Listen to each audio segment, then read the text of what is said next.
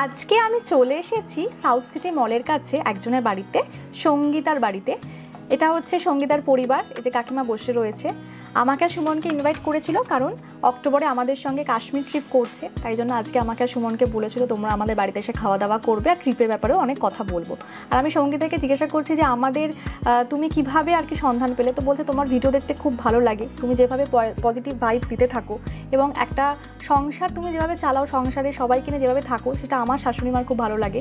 তোমার থেকে অনেক কিছু শেখার আছে। তারপরেই দেখলাম তোমাদের একটা ট্রাভেল এজেন্সি আছে যেখানে তোমরা প্রচুর মানুষকে ঘোরাও, তো সেটা দেখে আমরা খুব ইন্সপায়ার হই।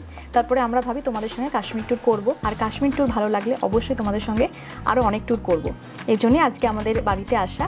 আর আমাদের প্রচুর খাবার খাইছিল, খেয়ে খেয়ে তো অবস্থা খারাপ হয়ে গেছিলো।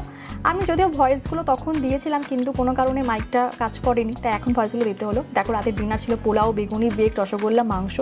খাবারগুলো খুব ভালো ছিল, তবে প্রচুর খেয়ে নিয়েছিলাম। ছোট্টর মধ্যে ভিডিওটা রাখলাম, অবশ্যই জানিও কেমন লাগলো। ভালো লাগলে অবশ্যই লাইক, কমেন্ট আর ফলো করে দিও।